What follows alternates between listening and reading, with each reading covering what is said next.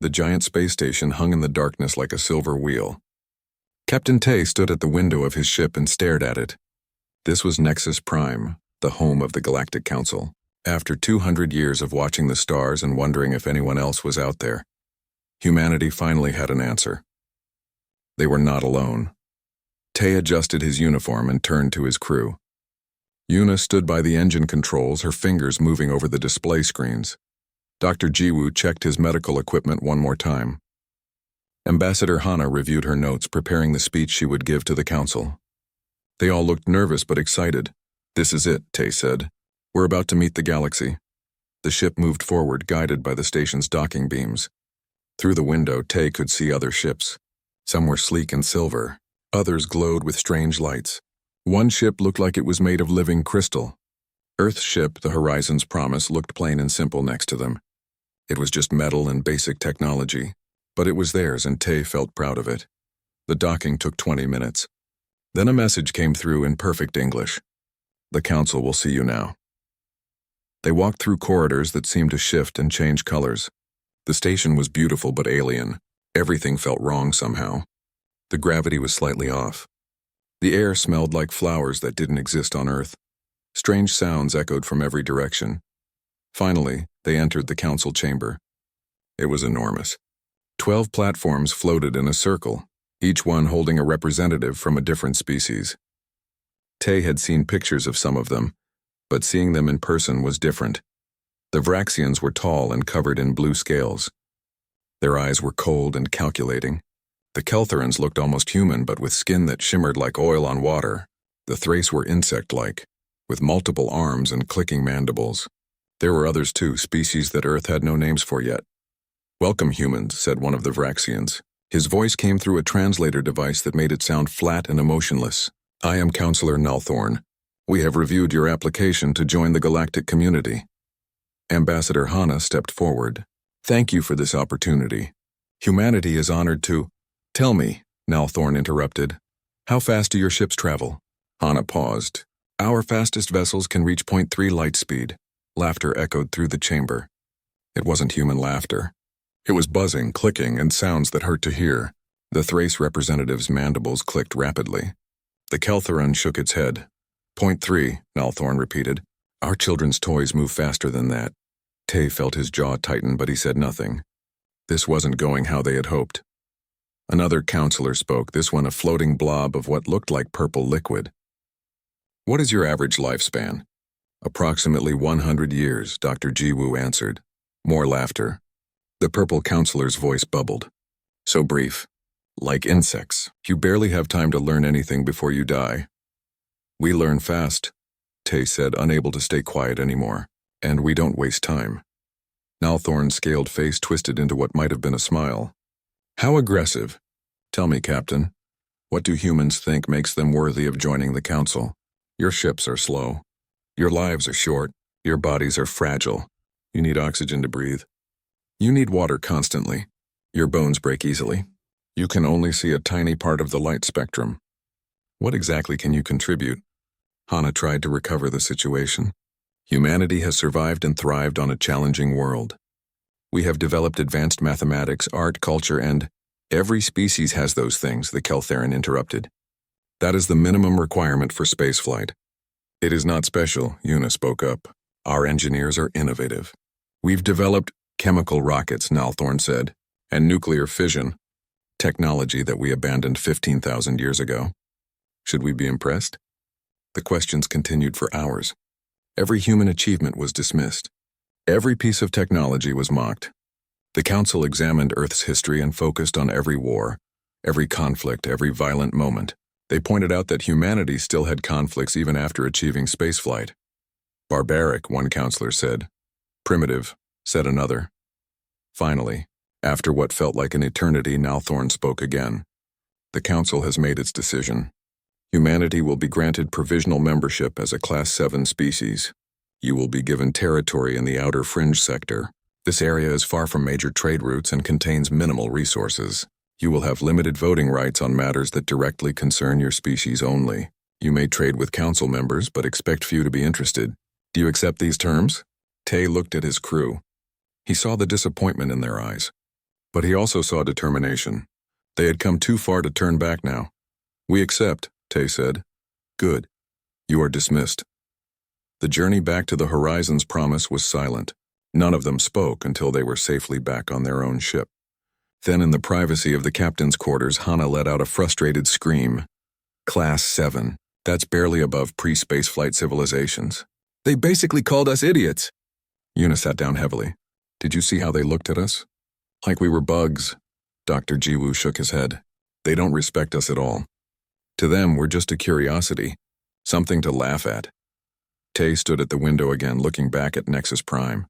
The station still looked beautiful, but now it seemed cold and unwelcoming. Beyond it, he could see the stars of the outer fringe, the area humanity had been assigned. It was far from everything important, tucked away where they wouldn't bother anyone. "Let them laugh," Tay said quietly. "We'll take their outer fringe. We'll build our colonies there. We'll learn from them, even if they won't teach us willingly, and one day they won't be laughing anymore." "What do you mean?" Hana asked. Tay turned to face his crew. "They think we're weak because we die young and our bodies are fragile. They think we're stupid because our technology is primitive, but they don't understand something important. Everything they said about us, everything they mocked, those are the things that made us strong. We learned to adapt because we had to. We innovated because we had no choice. We survived because giving up meant dying." He pulled up a star map showing their new territory. The outer fringe looked empty and cold. But Tay saw something else. He saw opportunity. "They've put us in a corner and forgotten about us. That's their first mistake. We're going to use that time to grow, to learn, to become something they never expected. When they finally pay attention to us again, they're going to get a surprise." The ship turned away from Nexus Prime and headed toward the outer fringe. Inside, the crew began making plans. They had been humiliated, yes, but they were human, and humans had a long history of proving doubters wrong. 3 years had passed since humanity joined the Galactic Council. In that time, most of the galaxy had forgotten Earth existed. The outer fringe was exactly what its name suggested, the edge of everything, far from trade routes and important worlds. Perfect for being ignored, but humanity hadn't been idle. Lieutenant Sung sat in his fighter cockpit, running patrol duty around Outpost 7. The outpost was small, just a few buildings on a floating platform near an asteroid field. It monitored the border between human space and the rest of the galaxy. Mostly it was boring work. Ships rarely came this way. "Another quiet day," his wingman, Pilot Day, said over the radio. "Sometimes I miss Earth, at least there was weather to complain about." Sung smiled. "Give it time. Something interesting always happens eventually." He was right, but he didn't know how right. The alarm blared through his cockpit. Red lights flashed across his displays. A distress signal was coming from nearby. Sung's training kicked in immediately. He switched channels and heard a panicked voice speaking in Keltheran. "This is cargo ship Merchant's Hope. We are under attack by pirates," requesting immediate assistance. Sung looked at his scanner. 6 pirate ships were surrounding a large cargo vessel. The pirates were Vraxian corsairs, known for being brutal and efficient. They rarely left survivors. "Command, this is Hunter Squadron," Sung said. "We have a situation. Keltheran ship under attack. Request permission to assist." There was a pause. Then Admiral Tay's voice came through. He was now in charge of all human military operations in the outer fringe. "Permission granted. Show them what humans can do. And Sung, be careful. Those pirates are dangerous." "Understood, sir." Sung signaled his squadron. 8 fighters total, against 6 pirate ships that were bigger and better armed. Any other species would have called for reinforcements and waited. But humans didn't think like other species. "Listen up," Sung said to his team. "We're going to use pattern Delta 7. Fast and aggressive. Don't give them time to think. Remember your training. We're not trying to be fair. We're trying to win." The human fighters accelerated. They moved in a way that no other species flew. Most galactic pilots were careful and precise. They avoided risks. They followed established combat patterns that were thousands of years old. Human pilots flew like they were still in Earth's atmosphere, fighting against gravity and wind. They twisted and turned in ways that made no sense in space. They dove and climbed even though there was no up or down. They flew in tight formation, protecting each other like a pack of wolves. The pirates saw them coming and laughed. 8 tiny fighters against their heavily armed ships? This would be easy. They were wrong. Sung's squadron hit them like a hammer. They came in from 3 different angles at once, targeting weapons and engines instead of shields. They moved so fast and unpredictably that the pirate targeting computers couldn't lock on.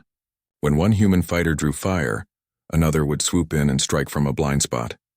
The first pirate ship lost its engines within 30 seconds. The second tried to run and got hit by a missile it never saw coming. The third managed to land a few shots on Day's fighter, but Day just kept flying, ignoring damage that would have made any other pilot retreat. "I'm fine," Day shouted. "Half my systems are down, but I can still shoot." "Then shoot," Sung replied, spinning his fighter in a corkscrew pattern that looked insane but kept him from getting hit. The fight lasted 14 minutes. When it was over, 4 pirate ships were destroyed and 2 were badly damaged and fleeing. The human squadron hadn't lost a single fighter, though 3 were heavily damaged. The Keltheran cargo captain, Vorin Tell, contacted them immediately. His voice shook. I have never seen pilots fly like that. You moved like you were dancing, or fighting hand to hand.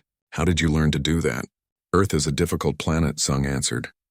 "We learned to fight in atmospheres with wind, weather, and gravity. I guess old habits are hard to break." But inside his mind, Sung was thinking something else. That fight had felt natural. Easy even. Like the pirates were moving in slow motion. Like they were following rules that humans had never learned because humans had never been told the rules existed. Vorin Tell sent a report to the Galactic Council about the incident.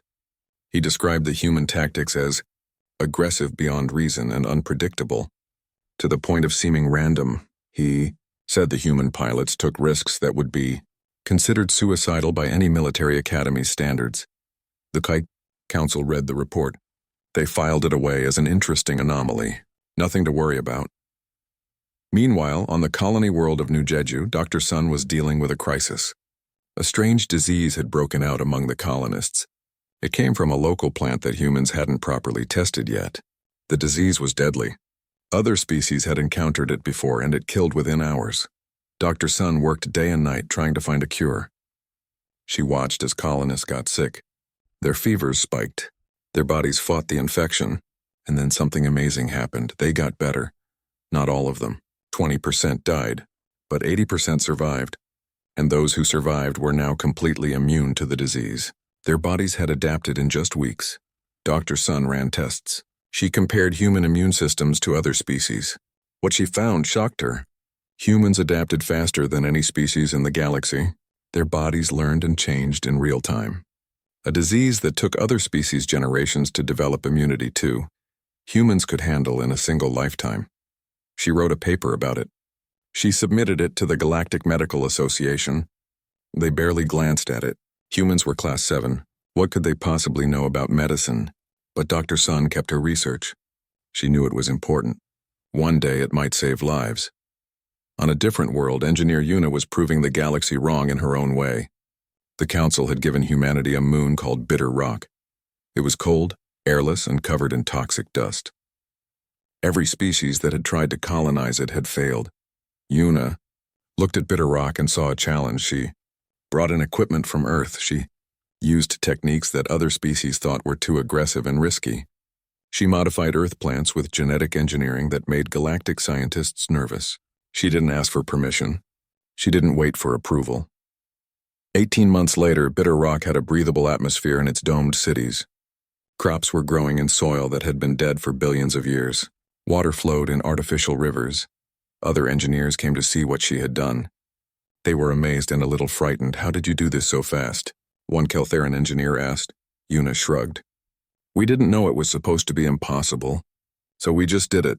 That was becoming humanity's catchphrase. They didn't know things were supposed to be impossible, so they did them anyway. Reports started circulating through the galaxy. Small things at first. Human traders who negotiated so aggressively that other species found it uncomfortable. Human workers who took jobs in dangerous environments that required special equipment for other species, but humans just adapted to. Human students at galactic universities who asked questions that challenged professors who had been teaching for centuries. But the galaxy was big, and humanity was small. Most species still didn't pay attention. The Council was busy with important matters. Humanity was just a minor species in a forgotten corner of space. Admiral Tay read all the reports from his various outposts and colonies. He saw the pattern that others missed. Humans weren't just surviving in the outer fringe. They were thriving. They were growing stronger. He sent a message to Earth's government. Keep building. Keep learning. Keep pushing. The galaxy thinks we're nothing. Let's keep it that way a little longer. When they finally notice us, we'll be ready. In the council chambers on Nexus Prime, Councillor Nalthorn reviewed the quarterly reports from all member species. He glanced at the human section. It was brief. The humans had established a few colonies. They had some minor trade agreements. Nothing interesting. He moved on to more important matters. He had no idea what was coming. The message reached Earth at midnight. Admiral Tay was pulled from sleep by an urgent call from the communications center. He arrived to find his entire staff already there, their faces pale. "Show me," Tay said. The main screen lit up with an image from deep space. At first it looked like a swarm of insects. Then the scale became clear. Each insect was actually a ship the size of a small moon. There were thousands of them. "What am I looking at?" Tay asked. "They're calling it the Scourge, sir," his communications officer said. "It appeared 3 weeks ago at the edge of Council space. It destroyed the Thrace home system. Complete annihilation. 15 billion dead." Tay felt cold. 15 billion. The entire human population was only 20 billion spread across multiple worlds. What does it want? That's the problem, sir. It doesn't communicate. It doesn't negotiate. It just consumes everything, planets, ships, stations. It breaks them down into raw materials and makes more of itself. The screen showed more footage. The Scourge ships moved like a swarm, surrounding planets and literally taking them apart piece by piece. They were efficient and completely ruthless. The Council fleet tried to stop them, the officer continued. They failed. 6 more systems have fallen. The Council is in full retreat. Tay watched the footage in silence. He had studied military history his entire life. He knew what this was. This was an extinction-level threat. This was the kind of enemy that didn't stop until it had consumed everything in its path. "Sir, there's more," the officer said quietly. "The Council has sent us a message. They're requesting military assistance." Tay almost laughed. "They're asking us? The Class 7 species with the primitive technology?" "Yes, sir." The message came from Councillor Nalthorn himself.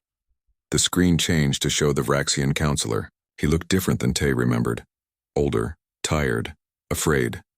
"Admiral Tay," Nalthorn said stiffly, "the Galactic Council formally requests the assistance of the human military in dealing with the Scourge threat. We understand that your forces are limited, but any contribution would be appreciated." The way he said appreciated made it clear he hated asking. This was a desperate move from a desperate government.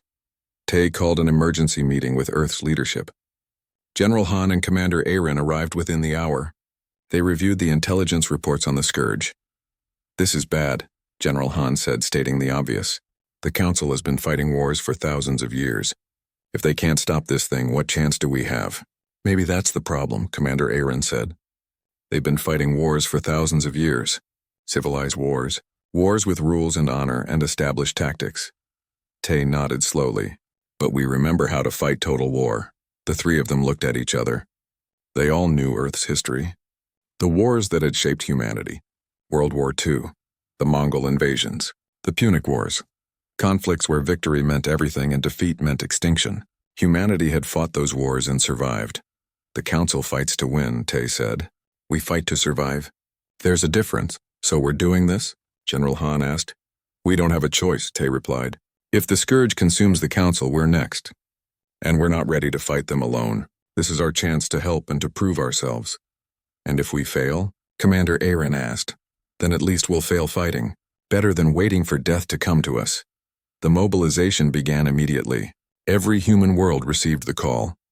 Earth's factories started working around the clock. Shipyards that had been building cargo vessels switched to making warships. Every adult who could hold a weapon was offered training. Lieutenant Sung, now promoted to wing commander, found himself in charge of the newly formed hunter-killer squadrons. He stood before 1,000 pilots, most of them younger than him. "I'm not going to lie to you," Sung said. "This is going to be the hardest fight humanity has ever faced. The Scourge doesn't get tired. It doesn't feel fear. It doesn't retreat. It just keeps coming until everything is dead." He looked at their faces. They were scared. Good. Fear kept you sharp. But here's what the Scourge doesn't know about humans. We're really, really good at not dying. When other species see a wall, they stop. When we see a wall, we climb it, dig under it, or smash through it. When other species calculate acceptable losses, we calculate how to win no matter the cost. He pulled up tactical displays showing the Scourge's attack patterns. The Council fights them in formation, organized, by the book. That doesn't work because the Scourge adapts to organized tactics. So we're going to fight differently. We're going to be chaos. We're going to be unpredictable. We're going to make them confused, and then we're going to make them dead. Dr. Sun volunteered for the frontline medical corps. Her colleagues tried to stop her. You're too valuable, they said. You're one of our best researchers. That's exactly why I need to go, she replied. I need to see what we're dealing with. I need to study how the Scourge affects human physiology. I can't do that from a lab.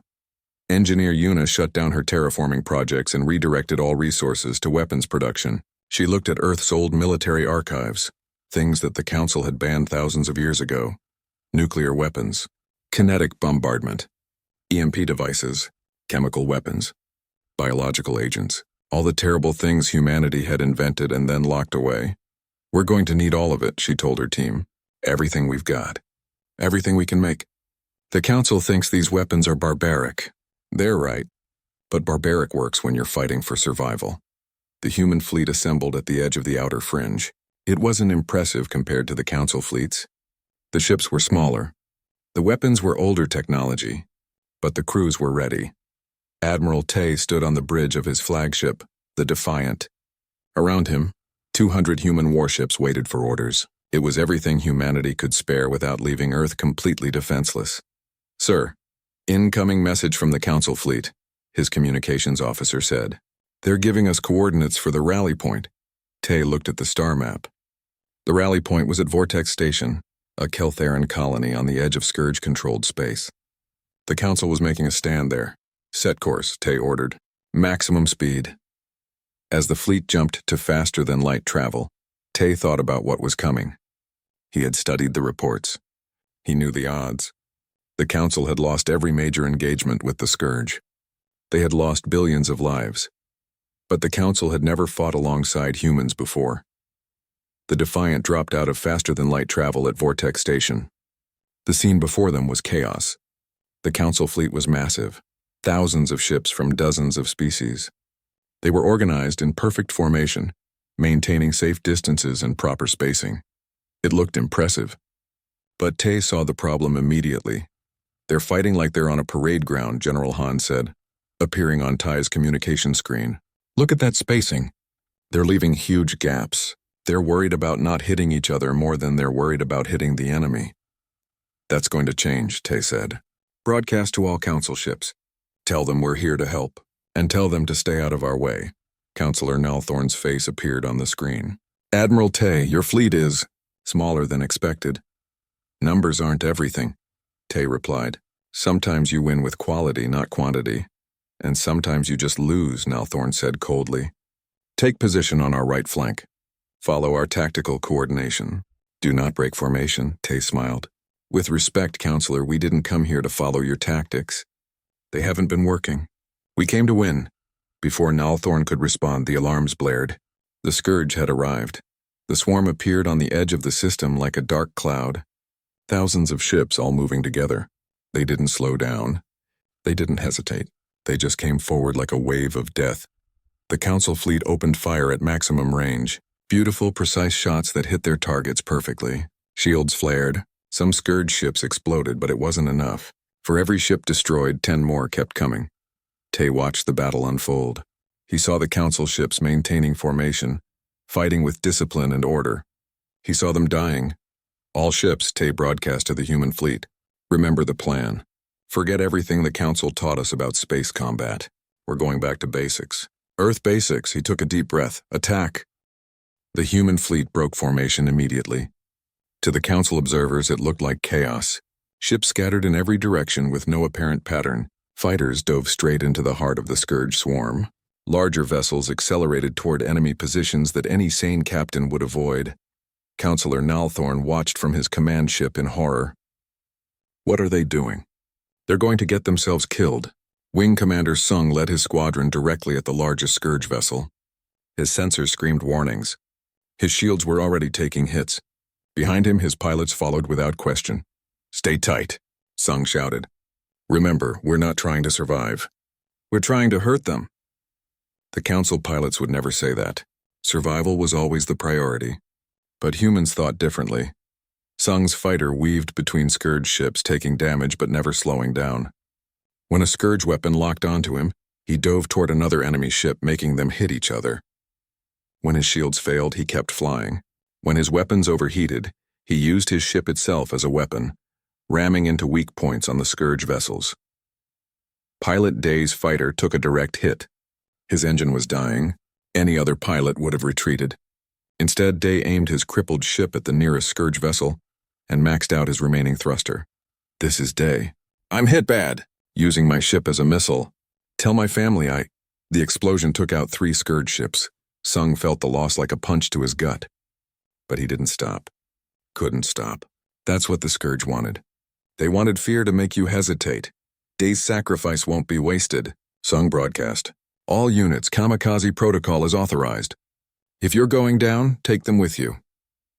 The Council channels exploded with shocked responses. "Kamikaze protocol? That was barbaric. That was wasteful. But it worked. Damaged human fighters stopped retreating. Instead, they became guided missiles, their pilots aiming for critical Scourge systems before ejecting at the last second. Sometimes they ejected too late. Sometimes they didn't try to eject at all. Admiral Tay coordinated the larger battle from the Defiant. He watched his tactical display with a cold focus. Human ships were taking heavy casualties. 20% losses already. The Council would have retreated by now, but humans kept pushing forward. "General Han, status on the nuclear payloads?" Tay asked. "Ready to deploy," Han replied. "But sir, the Council specifically banned nuclear weapons in space combat. They consider them inhumane." "The Scourge doesn't care about the Council's rules," Tay said. "Fire everything." Nuclear missiles streaked toward the Scourge fleet. The Council ships detected them and broadcast frantic warnings. Nuclear weapons had been outlawed for 3,000 years. They were considered too dangerous, too unpredictable. The missiles detonated, not near their own ships, but deep in the Scourge formation. The explosions created massive electromagnetic pulses that fried Scourge systems. Dozens of enemy ships went dark, floating dead in space. The human fleet didn't celebrate. They just kept attacking, targeting the disabled vessels before they could reboot. On Vortex Station, Dr. Sun worked in a field hospital near the front lines. Wounded soldiers came in constantly. She saw injuries that should have killed them. Limbs gone, organs failing, massive trauma. But they kept fighting. One soldier stumbled in with a piece of shrapnel the size of her hand sticking out of his chest. He was still carrying his rifle. "Doc, can you patch this real quick?" he asked, his voice strained. "My squad needs me back out there." Dr. Sun stared at him. "You should be dead. This went through your lung." "Yeah, it hurts pretty bad," he admitted. "But I can still shoot. Just need something for the pain." She injected him with a stimulant she had developed, something that pushed human bodies past their natural limits. It would probably shorten his life by years. But right now, days mattered more than decades. "This will keep you going for 6 hours," she said. "After that, you'll collapse. If you're not back here when that happens, you will die." He nodded and ran back to the fighting. Dr. Sun documented everything. The human body's ability to function under extreme damage. The way soldiers kept fighting with injuries that would incapacitate any other species. She was discovering that humanity's greatest weapon wasn't technology. It was pure, stubborn refusal to quit. Engineer Yuna watched the battle from a safe distance, monitoring the performance of her weapons. The nuclear strikes had worked well. But she had something bigger. "Admiral Tay," she said over a secure channel, "the RKV is ready. The relativistic kill vehicle. It was simple in concept, but terrible in execution. Take a dense metal slug, accelerate it to 90% light speed using every engine you can build, then let physics do the rest." The Council had banned it 3,000 years ago after one was used to crack a planet in half. They called it a weapon of genocide. "Are you sure about this?" Tay asked. "The Scourge has a hive ship," Yuna replied. "It's the largest vessel in their fleet. Take it out and we disrupt their coordination. Maybe enough to win this battle." Tay looked at his tactical display. Human casualties were at 40% now. They were winning, but barely. The Scourge kept adapting to their tactics. They needed something the Scourge couldn't adapt to. "Fire the RKV," Tay ordered. The weapon launched from a hidden human ship far from the battle. It was just a metal cylinder, but it accelerated impossibly fast. Within minutes, it was moving at 90% of light speed. Nothing could stop it. The Scourge ships tried. Their weapons hit it but didn't have enough force to change its trajectory. It was too fast and too massive. The RKV hit the Scourge hive ship dead center. The explosion lit up the entire system, energy equivalent to 1,000 nuclear bombs released in an instant. The hive ship simply ceased to exist. The shockwave destroyed every Scourge vessel within 1,000 kilometers. For 5 full seconds, the entire battle stopped. Everyone just stared. Then Counselor Nalthorn's voice came over the emergency channel. "What have you done?" "That weapon is banned. It's been banned for 3,000 years. "We never signed that treaty," Tay replied calmly. "And frankly, I don't care about your rules. I care about winning." The Scourge fleet without its hive ship began to falter. Its coordination broke down. Ships started acting independently, making them easier targets. Wing Commander Sung saw the opportunity immediately. "All fighters, they're confused. Press the attack. Don't give them time to regroup." The human fleet surged forward. They fought with a ferocity that terrified the Council observers. When ships were damaged, they didn't retreat for repairs. They kept fighting until they were destroyed. When pilots were injured, they kept flying until they physically couldn't anymore. Commander Aaron coordinated the ground forces on Vortex Station. The Scourge had landed troops, machines designed to tear apart the station from the inside. "Set up the barriers at intersection 7, she ordered. "When they come through, hit them with everything." Her soldiers didn't have the best equipment. Their armor was basic. Their weapons were simple chemical explosives. But they had something else. They had a willingness to do whatever it took. When the Scourge machines broke through the barrier, the human soldiers didn't fall back. They charged forward. Some used explosives strapped to their own bodies. Others just grabbed the machines and held them while others shot them. One soldier, his armor breached and leaking air, used his own body to plug a hole in the station's hull. He stood there for 7 minutes, holding the breach closed while others patched it from the inside. By the time they pulled him away, he was dead. But he had saved 300 people in that section. The Battle of Vortex Station lasted 18 hours. When it was over, the Scourge had been driven back. For the first time since the war began, they had retreated, but the cost was terrible. The human fleet had lost 60% of its ships. 15,000 soldiers had died on the station. Wing Commander Sung had survived, but barely. Half his pilots were gone.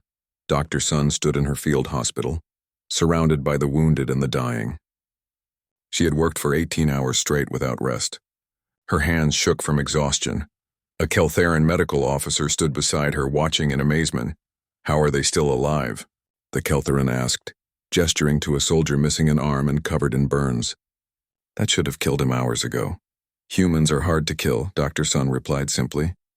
"We learned that the hard way over thousands of years of history." Admiral Tay stood on the bridge of the Defiant, looking at the casualty reports.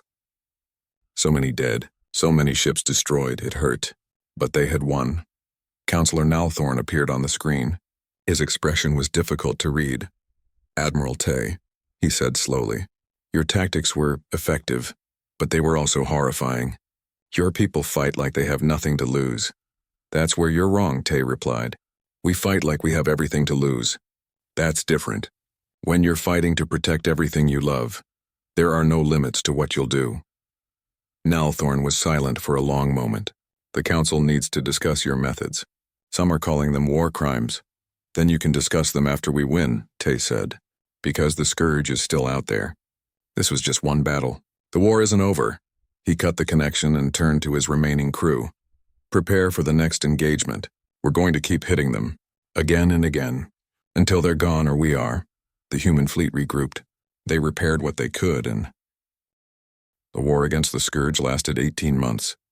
18 months of brutal fighting. 18 months of death and destruction. But finally, the Scourge was driven back into dark space. The galaxy was saved. The victory celebrations on Council worlds were quiet and subdued. Yes, they had won. But everyone knew who had really made the difference. It wasn't the Council's superior technology, or their thousands of years of military experience. It was the humans. The Class 7 species with primitive ships and short lifespans. They had done what the rest of the galaxy could not. Admiral Tay received a formal invitation to Nexus Prime for a ceremony.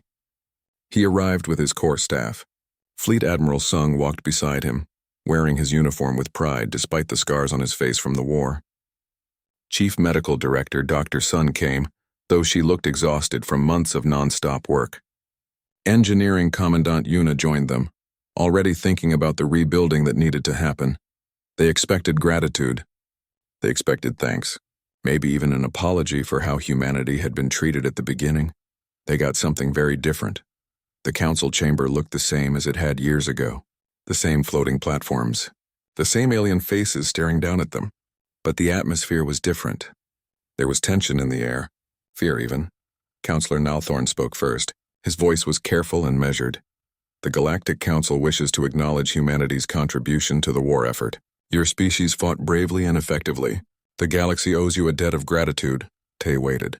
There was a but coming. He could feel it. However, Nalthorn continued, the Council has concerns about human military practices, your use of banned weapons, your willingness to accept massive casualties, your aggressive tactics. These things are troubling. Another counselor spoke up, one of the floating Keltheran representatives. We have seen your soldiers continue fighting with injuries that should have killed them. We have seen your pilots use suicide attacks as standard tactics. We have seen you deploy weapons that were outlawed because they were too dangerous. You asked for our help, Sung said sharply. We gave it. Now you're complaining about how we helped? We are grateful for your help, the Keltheran replied. But we are also concerned about what you have become. Your species displays a capacity for violence that is unprecedented in Council history. A vote was called. The motion, to place restrictions on human military expansion, to limit the size of the human fleet, to require Council oversight of all human weapons development. Ambassador Hana had been quiet until now. She had spent the last years as Earth's primary diplomatic representative, watching the galaxy's attitude toward humanity shift from mockery to fear. Now she stood and asked for permission to speak. I understand your concerns, she began. You're afraid of us. You should be. The council chamber erupted in shocked responses. Hana waited for them to quiet down. Let me tell you what happened, she continued. 3 years ago we came to you with hope. We wanted to join your community as equals. You laughed at us. You called us primitive and weak. You gave us the worst territory in the galaxy and basically told us to stay out of your way. She pulled up holographic displays showing casualty figures. Then the scourge came. And suddenly you needed us. Suddenly our primitive weapons and barbaric tactics were useful. So we came, we fought. We bled, we died. 40% of our fleet, 15,000 soldiers on Vortex Station alone. Thousands more in battles across the galaxy. The displays changed, showing images from the war. Human soldiers fighting impossible odds. Pilots making suicide runs. Medics working until they collapsed. We asked for nothing in return. We didn't demand territory or resources or special treatment. We just fought because it was the right thing to do. Because if we didn't, the scourge would have consumed everything, including Earth. Her voice grew harder. And now, after we saved your civilization, you want to put chains on us. You want to limit our military. You want control over our weapons. You want to make sure we never become too strong. She looked at each council member in turn. Let me be very clear. Humanity will not accept restrictions. We will not submit to oversight. We will not allow you to dictate what we can and cannot build. You had your chance to treat us as equals. You chose mockery instead. So now you get to deal with the consequences. Is that a threat? Nalthorn asked coldly. No, Hana replied. It's a fact. Humanity has been your shield. We protected you when you couldn't protect yourselves. Don't make us your sword. The chamber fell silent. The council members looked at each other nervously. The vote was called. The motion to restrict humanity failed. Barely, but it failed. Instead, humanity was granted full council status, a permanent seat, equal voting rights with all other species. But everyone in that chamber knew the truth. This wasn't really about equality. It was about fear. The galaxy had seen what humans could do when pushed. They didn't want to find out what humans could do if they became enemies. In the months that followed, the changes became clear.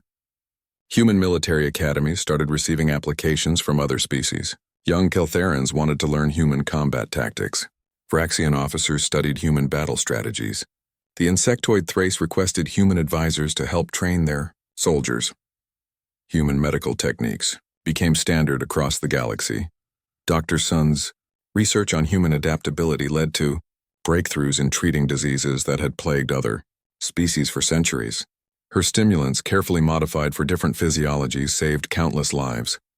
Human engineering methods spread rapidly. Una found herself consulting on terraforming projects across the galaxy. Her aggressive, risk-taking approach to problem-solving was exactly what was needed to rebuild worlds damaged by the Scourge. But there was a dark side to humanity's new status. Trade routes changed. Ships avoided heavily populated human sectors when possible. News networks ran constant debates about the human question. Some species wanted closer ties with humanity. Others wanted isolation. A minor diplomatic incident nearly sparked a major crisis. A human colony ship entered a disputed region claimed by the Vraxians. It was an honest mistake, just a navigation error. But the Vraxian military responded with full force, surrounding the colony ship. Admiral Tay received the distress call.